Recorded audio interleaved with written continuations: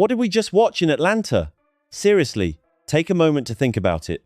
England somehow turned a dream situation into one of the biggest collapses in World Cup history, while Argentina stayed calm and pulled off one of the most ruthless comebacks the tournament has ever seen. Just like that, the dream of football coming home was gone again, and the way it happened made it even harder to believe.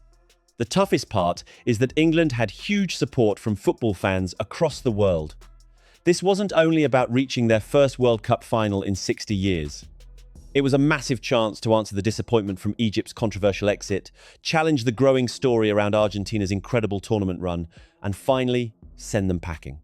After Egypt's heartbreaking round of 16 defeat sparked endless debate, plenty of fans wanted England to be the team that ended Argentina's journey once and for all. For nearly 55 minutes, England looked like they had everything under control. They had the advantage, they had the momentum, and it felt like they were only a few steps away from finishing the job. But somehow, it all slipped away. The match completely changed direction, and Argentina grabbed every opportunity they were given without hesitation. To understand how England let this one escape, we have to move past the emotions and focus on what really happened on the pitch. This wasn't simply a case of bad luck or one unlucky moment. It was a tactical collapse that slowly unfolded until the game was completely out of their hands. By halftime, the numbers almost looked unbelievable. If you only saw the statistics, you'd think England were taking part in a training exercise instead of a World Cup semi-final.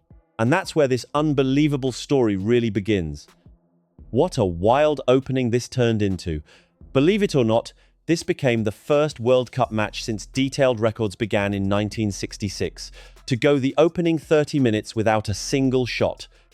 Not one effort on target, not one real chance. Jordan Pickford and Emi Martinez barely had anything to do early on because the game wasn't being decided by attacking football. Instead, it quickly turned into a fierce physical battle. This was the first World Cup knockout meeting between England and Argentina since their unforgettable showdown back in 1998, and you could feel the history from the very first whistle. Every tackle carried extra meaning.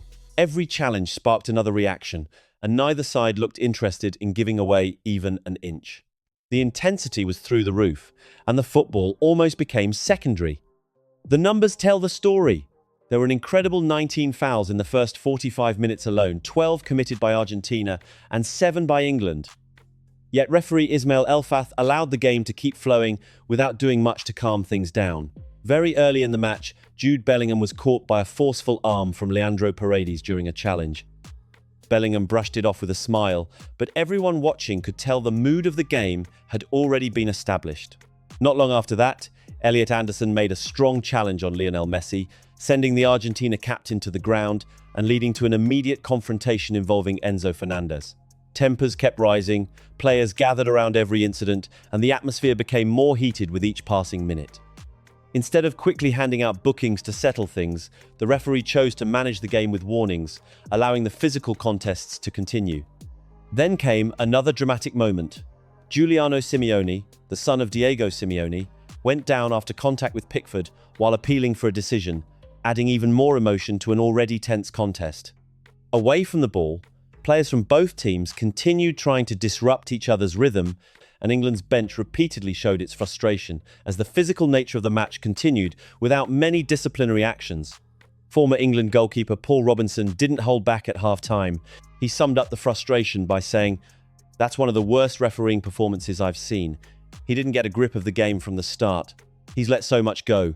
His comments matched what many viewers were thinking as the opening half came to an end. By the time referee Ismail Elfath finally started showing yellow cards, the tension on the pitch had already reached another level.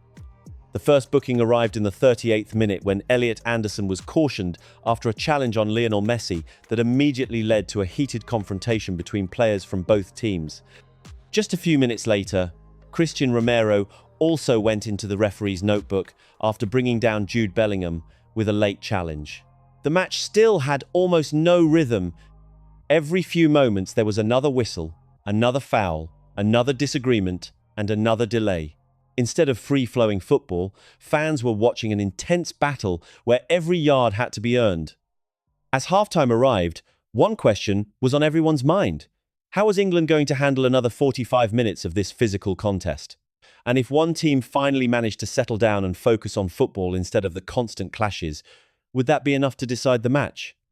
When the second half kicked off, the game finally opened up. The aggressive edge was still there, but both teams started showing much more urgency going forward. Argentina created the first big chance just minutes after the restart. Julian Alvarez timed a smart run behind the defense, collected a perfectly placed long pass after catching Jed Spence out of position, and raced toward goal. His powerful strike at the near post forced Jordan Pickford into a quick reaction save to keep England level. It was a huge warning sign, but instead of letting Argentina build on that momentum, England answered right back. The breakthrough finally arrived in the 55th minute, and it was a brilliant piece of attacking football from England.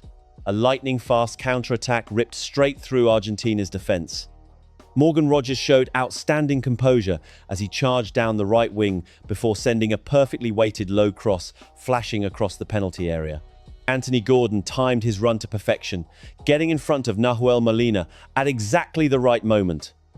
Gordon connected with a cross at the back post and calmly steered his finish beyond Emiliano. Emi Martinez.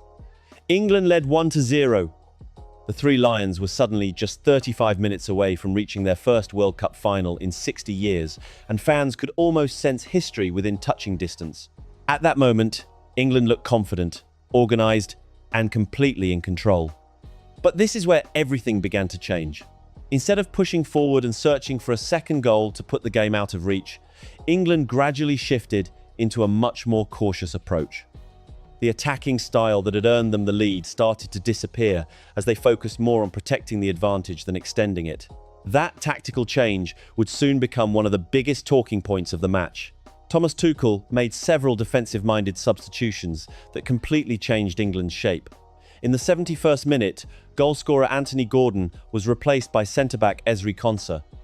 Not long afterward, Reece James had to leave the pitch because of an injury, with Nico O'Reilly coming on in his place.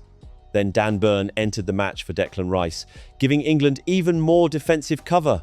With each substitution, England dropped deeper and deeper into their own half. Their defensive line became packed with players, leaving very little space behind the ball, but also reducing their attacking threat almost completely. Rather than continuing to pressure Argentina, England invited wave after wave of attacks, setting up a tense finish that would test whether their defensive strategy could hold under relentless pressure. What exactly was England's plan during that second half? Once they grabbed the lead, everything about their approach seemed to change. Instead of continuing to attack and keep Argentina under pressure, they spent longer and longer defending deep inside their own half.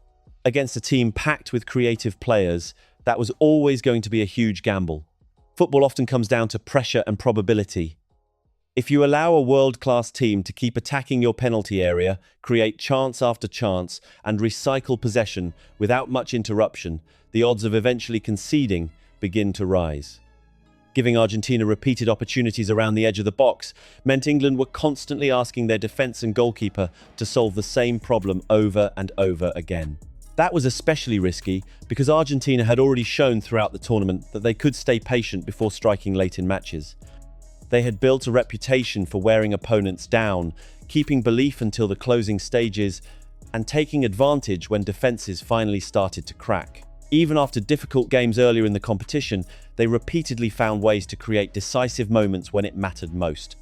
Meanwhile, England continued sinking deeper into their defensive shape, giving Argentina more control of possession and more opportunities to deliver dangerous crosses and shots. It was a strategy that left almost no outlet for counterattacks, meaning every clearance quickly came straight back toward England's goal. The pressure simply kept building. Jordan Pickford did everything he could to keep England in front. In the 69th minute, Nico Gonzalez rose to meet a cross with a powerful header that looked destined for the net, only for Pickford to produce a brilliant one-handed save. Soon after, Alexis Mac Allister came within inches of equalising when his header struck the post, before forcing Pickford into another outstanding save with a second header just moments later. England's goalkeeper was producing one heroic stop after another as Argentina continued knocking on the door. With England spending so much time defending, there was almost no way to relieve the pressure. Every time they cleared the ball, it quickly came straight back. Without an attacking outlet to hold possession higher up the pitch, the defenders were forced to deal with wave after wave of Argentine attacks. As the minutes ticked away, it felt like the pressure was becoming impossible to escape. In the 81st minute, Lionel Scaloni made another attacking move by introducing Inter Milan striker Lautaro Martinez. It was a clear signal that Argentina believed the match was there for the taking. They continued committing players forward, stretching England's defence and searching for the breakthrough that had been threatening to arrive for much of the second half. That breakthrough finally came in the 85th minute. Argentina won a corner, and with England sitting extremely deep inside their own penalty area, nobody stepped forward to challenge the short routine. Lionel Messi received the ball with space to look up before calmly finding Enzo Fernandez waiting outside the box. Because England's defensive line had dropped so close to Jordan Pickford, Enzo had valuable time to prepare his shot. Jude Bellingham rushed out to close him down, but the effort came just a fraction too late. Enzo struck the ball brilliantly, sending a powerful shot into the bottom corner to make it 1-1. The stadium erupted as Argentina finally found the equaliser they had been chasing throughout the second half. From that moment, the energy of the match completely shifted. Argentina looked full of confidence, while England suddenly faced the difficult task of trying to regain momentum after spending so long defending. With several attacking players already substituted, England had fewer options to threaten going forward and appeared focused on reaching extra time. But Argentina wasn't thinking about slowing down. Deep into stoppage time, Lionel Messi burst down the right side before Jed Spence made an excellent challenge to stop his run. The ball broke loose inside the area, and while several exhausted England players hesitated for a split second, Messi reacted immediately, racing toward the loose ball before anyone else could respond. Messi reacted first to the loose ball, gathered it near the right side of the penalty area, shifted onto his right foot, while two England defenders closed him down, and somehow found the perfect cross. The delivery floated beyond England's backline and dropped exactly where substitute Lautaro Martinez had timed his run. Rising above the defenders, Martinez guided a composed header beyond Jordan Pickford and into the net. Argentina led 2-1. Just moments earlier, England had been hoping to reach extra time. Now, they were staring at elimination. The reaction after the final whistle was immediate. Many people described the result as heartbreaking for England, while others focused on how dramatically Argentina had completed another comeback. There was no shortage of emotion, debate, or disappointment surrounding the outcome, and football fans everywhere had their own explanation for how the match slipped away. Looking back at the game, though, the biggest talking point was England's tactical approach after taking the lead. Instead of continuing to play on the front foot, they gradually retreated into a deep defensive shape and allowed Argentina to control possession for long stretches. That decision became increasingly costly as the pressure kept building with every passing minute. The strategy looked especially risky, considering Argentina's performances earlier in the tournament. Time after time, they had shown the patience to wear opponents down before producing decisive moments late in matches. Whether against Cape Verde, Egypt, or other difficult opponents, they repeatedly found ways to stay alive until an opportunity finally appeared.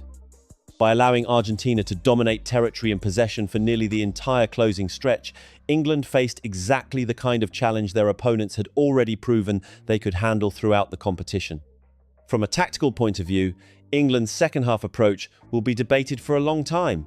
Once they dropped deep, Argentina gained more and more control of the match. When a team filled with talented attackers is allowed to spend long periods around the edge of the penalty area, the pressure naturally continues to build until a breakthrough becomes much more likely. England simply struggled to match Argentina after the break, and over the course of the second half, Argentina created the clearer opportunities and made the most of them. Even in the 10 minutes of added time, England never really looked settled. Instead of calmly building attacks through midfield, many of their forward moves became rushed as they searched for a late equaliser. Jordan Pickford repeatedly launched long balls from deep inside his own half, hoping England could create something quickly. However, Argentina's defence dealt with many of those deliveries, making it difficult for England to establish sustained pressure in the closing moments. The composure they had shown earlier in the match was much harder to find once they were chasing the game. Attention will naturally turn toward Thomas Tuchel and the decisions he made during the second half. Big defeats always bring big questions, and there will likely be plenty of discussion about his tactics, substitutions, and overall game management in the days ahead. Whether changes should follow is something the Football Association will have to decide, but one thing is certain, this semi-final defeat will remain one of the most talked about matches in England's recent football history. And with another World Cup opportunity gone, the wait to lift the trophy goes on. Meanwhile, the reigning world champions are heading into Sunday's final against Spain, setting up an incredible showdown. Football fans are about to witness one of the most exciting matchups imaginable as rising superstar Lamine Yamal goes head-to-head with Lionel Messi in a battle for the biggest prize in world football. The spotlight couldn't be any brighter, and the stakes couldn't be any higher. I'll be back with a full tactical preview before the final, breaking down the key matchups, the biggest strengths and weaknesses, and what could decide who lifts the World Cup trophy. Until then, let me know your thoughts in the comments. Was this one of the biggest tactical collapses England has ever experienced, or do you see the match differently? If you enjoyed the video, don't forget to like, subscribe, and share it with other football fans. Thanks for watching, and I'll see you in the next one.